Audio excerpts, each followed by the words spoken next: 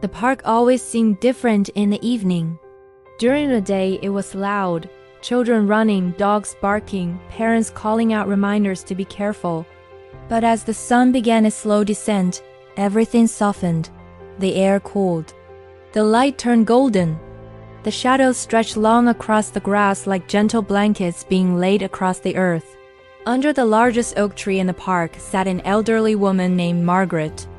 The tree was enormous, its trunk wide and textured with deep grooves, its branches stretching outward like protective arms. Margaret loved this tree.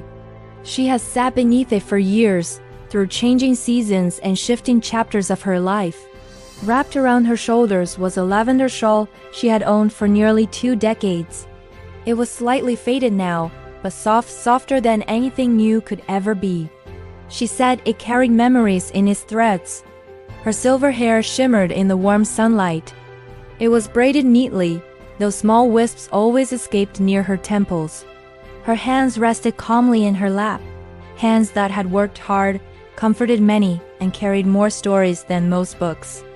The way pigeons tilted their heads before taking crumbs, the way her grandmother sometimes stared at the sky as if speaking to someone invisible. Margaret looked up at the massive oak branches swaying gently. "Oh yes," she said. "Trees remember storms. They remember sunshine. They remember standing tall when the wind tries to bend them." "Yes," she said softly. "If they choose to be." There was a quiet pause. The fountain nearby trickled peacefully. A couple walked hand in hand along the gravel path. Not strong like fighting strong. Strong like you. Margaret's expression shifted gently. "I will tell you the story of a girl who the world believed was weak." And as the wind moved softly through the oak leaves, the park seemed to fade away. "Before she was Cinderella," Margaret began, "she was simply Ella." Ella lived in a cottage near the edge of a quiet village. Her father was a traveling merchant who sold fine fabrics and spices. Her mother was gentle, patient, and wise. Every evening, Ella's mother would brush her daughter's hair beside the fireplace. "Promise me something," her mother would say. "What is it?" Little Ella would reply, "No matter what happens in this world, you must guard your heart. Stay kind, even when it feels unfair." Ella didn't understand why those words were spoken with such seriousness. Then one winter morning, Ella's mother did not wake. Lily shifted slightly on the bench. "That's not fair," she whispered. "No," Margaret agreed gently. It wasn't. Grief changed the house. The warmth seemed thinner. The silence felt heavier. Her father, unable to bear the loneliness, eventually remarried. He believed Ella needed a woman's guidance. The woman he chose arrived with 2 daughters. At first, everything seemed pleasant enough. But kindness that is only worn like a mask does not last long. When Ella's father left on business trips, the true nature of her new family revealed itself. Her stepmother's voice lost its sweetness. Her stepsister's smiles turned sharp. They moved Ella from her sunny bedroom to a small space near the kitchen hearth. "You belong here," they said, "where the ashes are." And so the name began. Cinderella. She woke before dawn.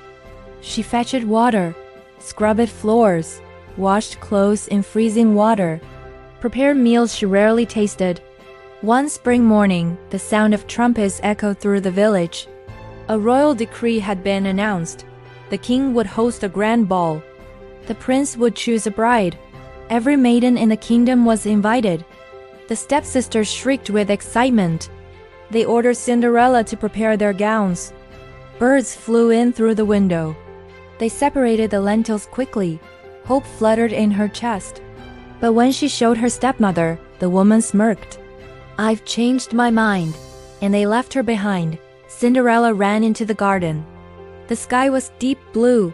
Stars began to appear. "I only wanted one night," she whispered. Then a soft glow appeared. A woman stepped forward, radiant, gentle. "Why cry for one night?" she asked, "when you deserve so much more?" Her fairy godmother. With a wave of her wand, a pumpkin became a golden carriage. Mice turned into horses.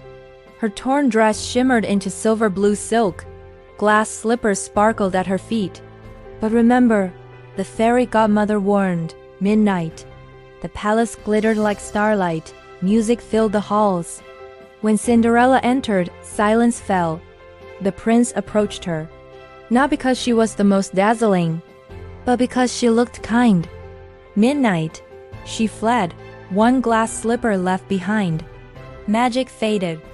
The prince declared he would marry the woman whose foot fit the slipper. House after house it was tested.